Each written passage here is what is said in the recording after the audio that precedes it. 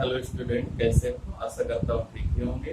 तो आज हम एनसीईआरटी मैथमेटिक्स क्लास 11th का चैप्टर 2 का एक महत्वपूर्ण टॉपिक फलन का परिचय देखेंगे। इंट्रोडक्शन पार्ट देखेंगे फलन का। देखिए, हमने संबंध का अध्ययन कर लिया है। आगे जो है उसका नाम है फलन। तो फलन क्या है? सबसे पहले हम फलन के बारे में जानते हैं। फलन क्या है? अगर परिभाषा लिखा जाए तो एक विशेष प्रकार का जो संबंध होता है उसको हम फलन कहते हैं। विशेष प्रकार के संबंध को फलन कहते हैं। मान लीजिए कोई फलन f है जो a से b पर है, a से b पर है, कोई रिलेशन है और a के समस्त अवयव 1 2 3 4 और b के समस्त अवयव 4 5 6 7 8 ऐसा। 1 का 5 है, 1 का 4 है, 2 का 5, 3 का 6 और 4 का 7 ऐसे। तो A के समस्त अवयव का B में कोई ना कोई प्रतिबिंब अवश्य हो और A में कोई ऐसा अवयव ना हो जिसका कोई प्रतिबिंब ना बने, तो इसको हम फलन के नाम से जानते हैं। दूसरे शब्दों में कि जो फलन होता है एक विशेष प्रकार का संबंध है जिनमें दो समुच्चय होते हैं, एक सेट A और दूसरा B। A का यदि समुच्चय A जो है इसका डोमेन हो और B इसका कोडोमेन हो, तो A के समस्त अवयवों का B में कोई ना कोई प्रतिबिंब का होना आवश्यक है और B के प्रत्येक अवयव का A में पूर्व प्रतिबिंब का होना आवश्यक नहीं है। इसमें हम कहें 1 का प्रतिबिंब कहेंगे 4, 2 का प्रतिबिंब 5, 3 का प्रतिबिंब 6, 4 का प्रतिबिंब 7 ऐसे होता है।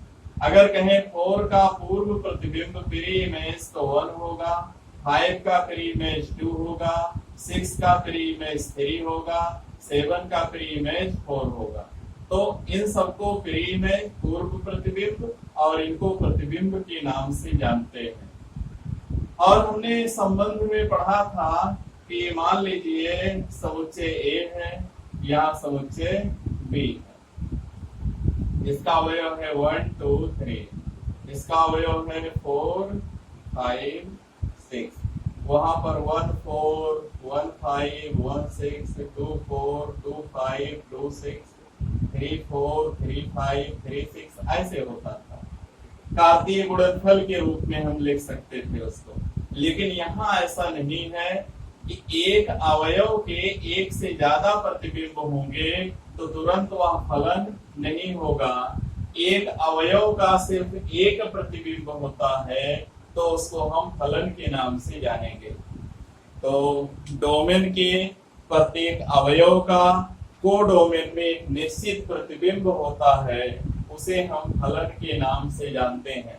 यानी फलन एक तरह का नियम है जो दो समुच्चयों के बीच में संबंध को प्रदर्शित करता है।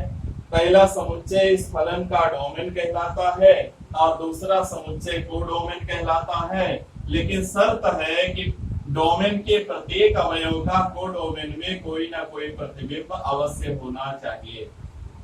मान लीजिए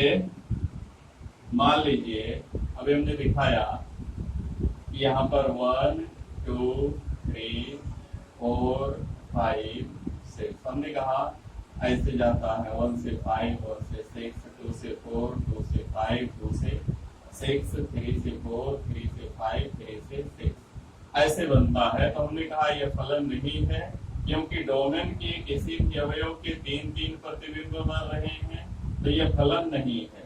अभी ऐसा हो जाए इसमें 1 हो जाए, 2 हो जाए, 3 हो जाए, इसमें 4 हो जाए, 5 हो जाए, 6 हो जाए, 1 का प्रतिबिंब 4 है, 2 का 4 है, 3 का भी 4 है, ऐसे बन जाए तो यह फलन होगा।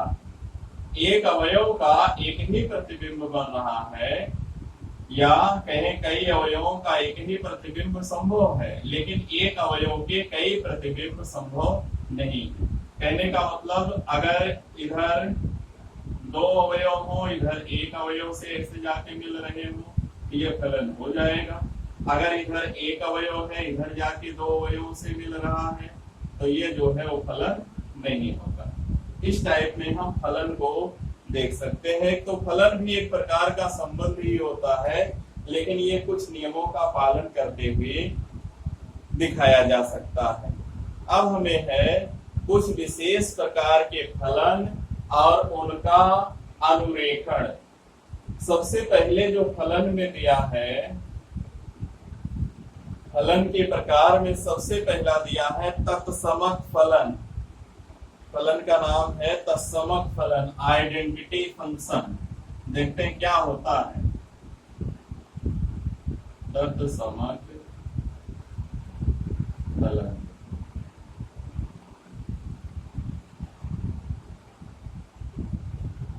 Identity function.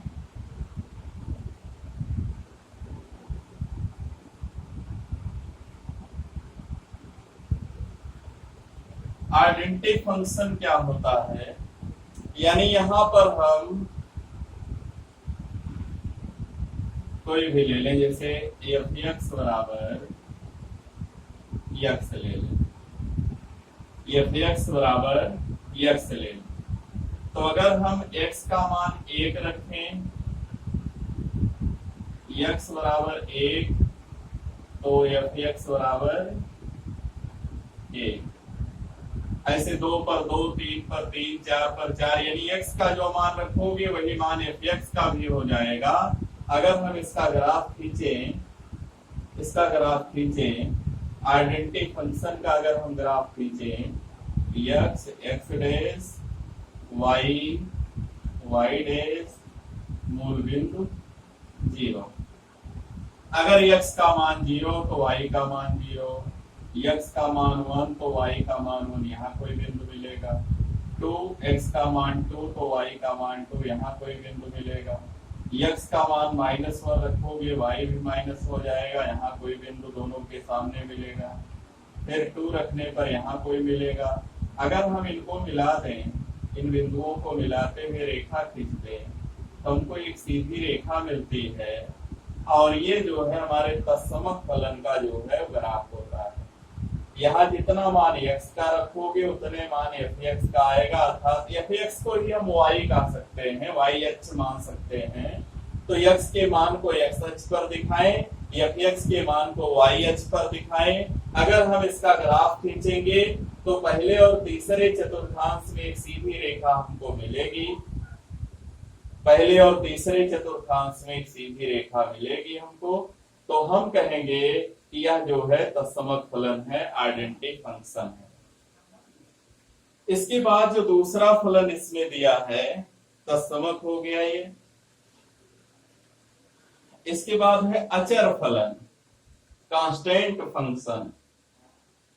देखेंगे अचर फलन क्या है।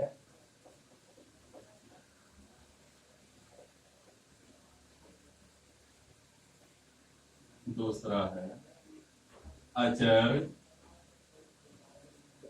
फलन, आइडेंटिटी कांस्टेंट फंक्शन।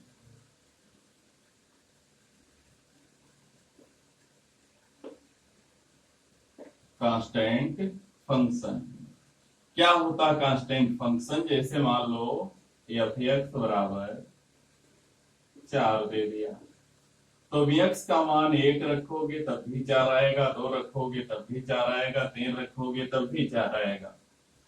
या एफ एक्स बराबर 2 ले लो, तो जब भी x का मान हम कुछ भी रखें, कोई भी मान रखें, इसका यहाँ इधर x नहीं है कि हमेशा 2 ही आएगा। और इसका जब हम ग्राफ खींचेंगे तो x अक्ष है, ये y अक्ष है, मूल बिंदु है। x का मान चाहे 0 रखो तब भी यहाँ 2, 1 2, एक रखोगे तब भी यहाँ दो, दो रखोगे तब भी यहाँ दो, माइनस एक रखोगे तब भी दो, माइनस दो रखोगे तब भी दो। तो इस तरीके से जो मिलेगा हमको, इस तरीके से जो ग्राफ मिलेगा,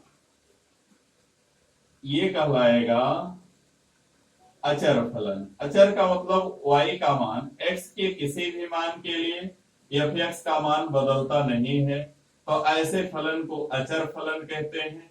और इसका ग्राफ बिल्कुल इस रूप में हमको प्राप्त होता है। इसके बाद आगे देखते हैं, अचर फलन हो गया।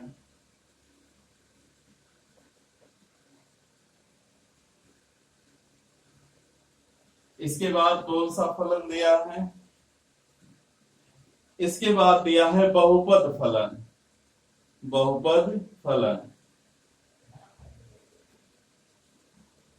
अगला है बहुपदीय या बहुपद।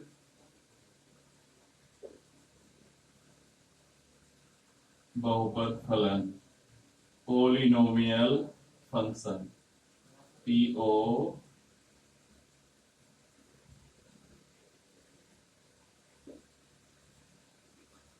Polynomial function. पोलिनोमियल फंक्शन क्या होता है? अगर मान लो f(x) बराबर एक हो जाए x प्लस वन, एक हो सकता है एक्स स्क्वायर प्लस टू या कुछ भी, या एक्स स्क्वायर ही हो जाए, एक हो सकता है एक्स क्यूब हो सकता है, ऐसे कई हो सकते हैं। जब f(x) बराबर x प्लस वन आएगा तो हमको कोई सीधी रेखा ऐसे मिलेगी। कोई जरूरी नहीं कि मूल बिंदु से होकर जाए, यहाँ एक से होकर जाने वाली मिल सकती है, एक से होकर ऐसे जाने वाली सीधी रेखा मिल सकती है। और जब एक्स स्क्वायर वाला बनाएंगे, f(x) बराबर एक्स स्क्वायर बनाएंगे, तो हमको ऐसा ग्राफ मिलेगा, परवलय के रूप में एक ग्राफ मिलेगा। और जब एक्स क्यूब वाला बनाएंगे, एक्स क्यूब वाला बनाएंगे तो हमको जो ग्राफ मिलेगा ऐसे मिलेगा, ऐसे वाई डैश। जो ग्राफ मिलेगा वो बिल्कुल इस तरीके से हमको मिलेगा। ये त्रिघात समीकरण का ग्राफ बिल्कुल इस तरीके से हमको मिलेगा।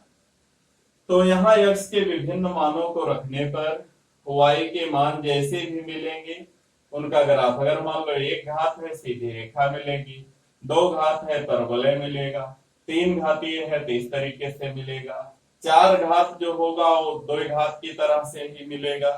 तो इस तरीके से ये हो जाएगा हमारा बहुपद फलन, जिसमें जो फलन है वो बहुपद के रूप में दिया होगा, उसको हम बहुपदीय फलन के नाम से जानेंगे। इसके बाद जो अगला टाइप का अगला फलन का प्रकार है, अगला फलन है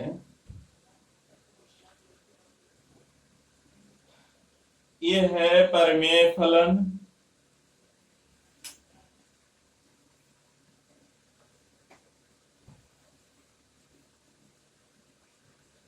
परिमेय फलन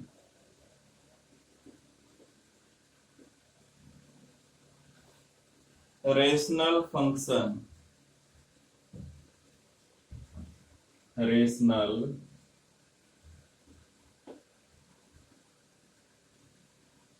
फंक्शन।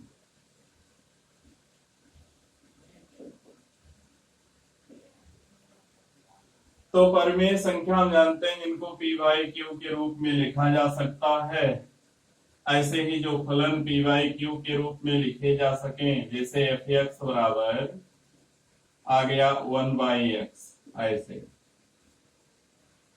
तो इसमें जब x का मान एक रखोगे तो ये भी 1 मिलेगा, दो रखोगे 1/2 मिलेगा, तीन रखोगे इधर 1/3 मिलेगा, ऐसे यहाँ 1/4 रखोगे इधर 4 मिलेगा। तो अगर हम इसका ग्राफ खींचेंगे, इसका ग्राफ खींचेंगे परिमेय फलन का, तो जो हमको मिलेगा, जो हमको इसका ग्राफ मिलेगा, X, X dash, Y, Y dash. अगर x का मान 1 रखें तो y का मान 1 ही आएगा, यानी यहां कहीं मिलेगा। x का मान 2 रखोगे तो y का मान 1/2 आएगा, यहां कहीं होगा। 3 रखोगे 1/3 आएगा, 4 रखोगे, 5 रखोगे, ऐसे ही जो हमारा ग्राफ बनेगा इस तरीके से बनेगा।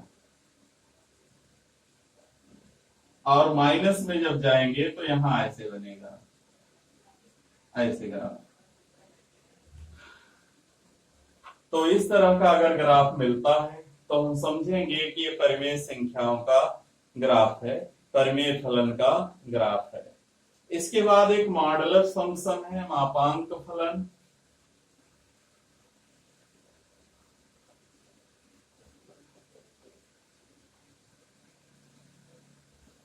मापांक फलन, मापांक फलन। मॉडुलस फंक्शन, इसको निरूपित किया जाता है एफ एक्स बराबर मॉड एक्स। कहने का मतलब एक्स का मान तुम चाहे प्लस रखो चाहे माइनस रखो, एफ एक्स का मान कभी भी माइनस नहीं आएगा। जैसे ही मॉड हटाएंगे तैसे ही माइनस हो जाएगा। वाई, वाई डैश, मूल बिंदु। देखो जब x का मान 0 रखोगे तो एफ एक्स भी अर्थात y 0 आएगा। x का मान 1 रखोगे y का मान भी 1 आएगा। x का मान 2 रखोगे y का मान भी 2 आएगा। 3 पर 3 आएगा, 4 पर 4 आएगा। x का मान -1 रखोगे y तब भी +1 आएगा। -2 रखोगे तो +2 आएगा। ऐसे अगर इसका हम ग्राफ खींचें तो हमको इस तरीके का एक ग्राफ मिलेगा और इसको हम कहेंगे ये मॉडुलस फंक्शन का ग्राफ है या मापांक फलन का ग्राफ है। एफ एक्स इसमें कभी भी माइनस की तरफ नहीं जाएगा। इसके बाद एक है चिन्ह फलन, सिग्नम फंक्शन। देखते हैं चिन्ह फलन कैसे बनता है।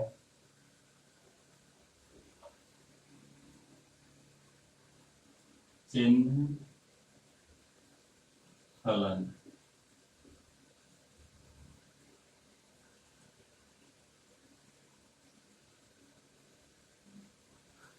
Signum function.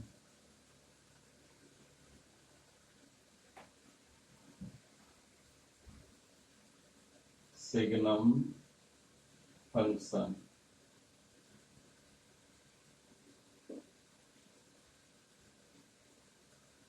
देखिएगा सिग्नम फंक्शन क्या होता है। जैसे एफ एक्स के मान निश्चित होते हैं, एफ एक्स बराबर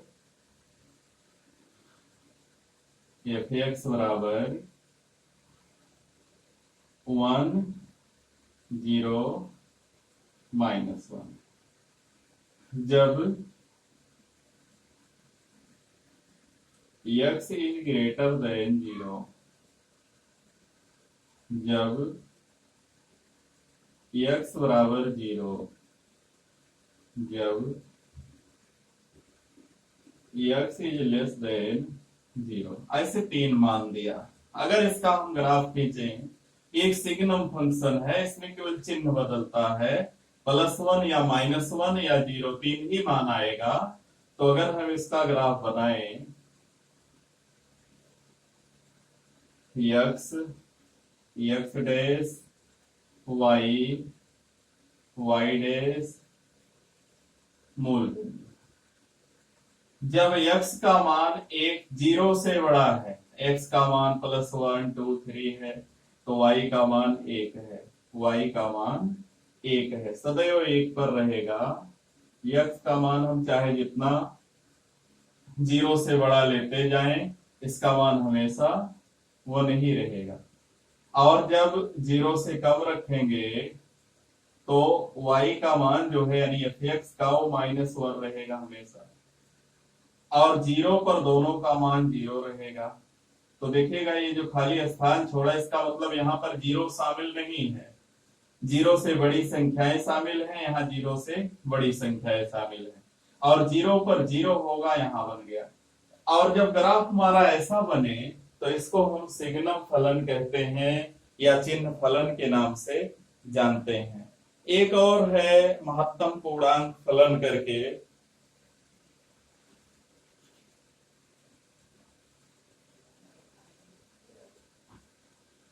महत्तम पूर्णांक फलन करके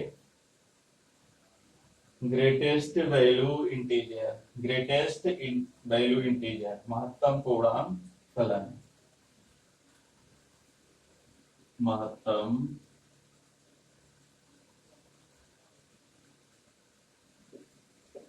पूर्णांक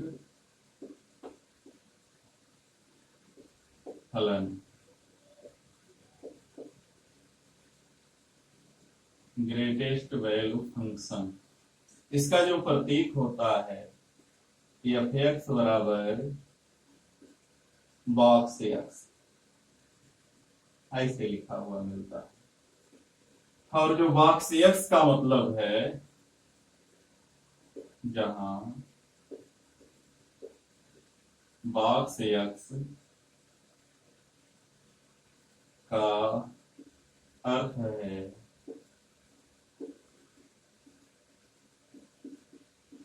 कि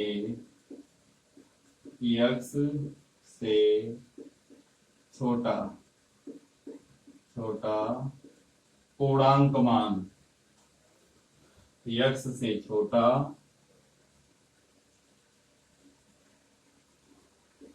पूर्णांक मान।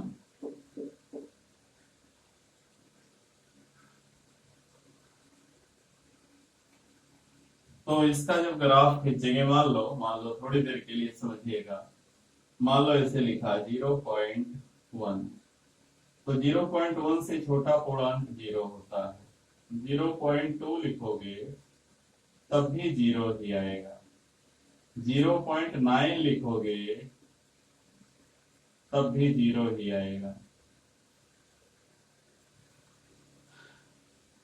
2.6 लिखोगे 2 आएगा, है तो 3 के करीब, 2.9 लिखोगे तब भी 2 ही आएगा। ऐसे -1.6 लिखोगे तो -2 आ जाएगा। -1.6 से छोटा निकटतम पूर्णांक -2 है, -0.5, ऐसे इसको हल करोगे आ जाएगा -1। तो यहाँ पर x के मान ये हमने रखकर देखे, सब पर 0 आ रहा है, कहीं पर 2 आ रहा है। इस तरीके से कहने का मतलब ये हुआ, जब इसका हम ग्राफ खींचेंगे सिग्नम फलन का, तो हमको ग्राफ कैसा मिलेगा देखिएगा, x x dash y y dash मूल बिंदु। जब x का मान एक से छोटा और 0 तक है, 1 से लेकर 0 तक है, तो इसका मान जो है y का मान 0 ही होगा। कहने का मतलब यहां पर ये मान इधर अग्रसर होगा, ऐसे 2 और 1 के बीच में जब इसका मान होगा तो y का मान 1 ही आएगा यहाँ पर, यहाँ लेकिन 2 खाली रहेगा, 2 कभी नहीं आएगा, y1 आएगा, 3 पर रखोगे तो 2 आएगा, ऐसे। और जब हम -1 पर रखेंगे, यानी 0 से छोटा, तो यहां से शुरू हो जाएगा इधर की तरफ, ये हमने उल्टा बनाया, नहीं सही है, छोटे की तरफ बढ़ेगा तो यहाँ हो जाएगा, जब -2 पर रखोगे तो यहाँ हो जाएगा, -3 रखोगे तो इसको छोड़कर इधर हो जाएगा। तो ये जो ग्राफ हमारा बना, इसको महत्तम पूर्णांक फलन का ग्राफ कहते हैं। अब इसके बाद वास्तविक फलनों का बीज गणित है। अगर मान लीजिए f और g दो रियल फंक्शन हो, दो वास्तविक फलन हो, f और g दो वास्तविक फलन हो, f व g दो वास्तविक फलन हो, वास्तविक फलन हो, तो f प्लस g वास्तविक होगा, वास्तविक होगा।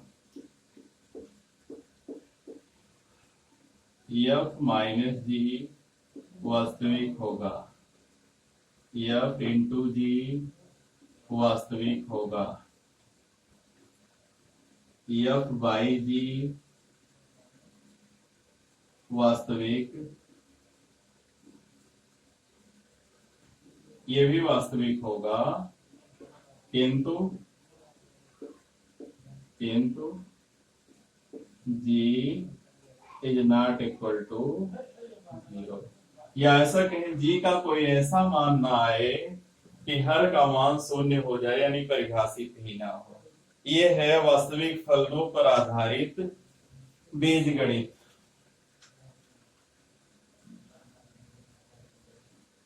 तो इसके बाद हमारा प्रश्नावली आ जाएगा। तो बस इस वीडियो में इतना ही। अगर हमारा वीडियो पसंद आया हो तो वीडियो को लाइक कीजिए, शेयर कीजिए, चैनल को सब्सक्राइब कीजिए। धन्यवाद।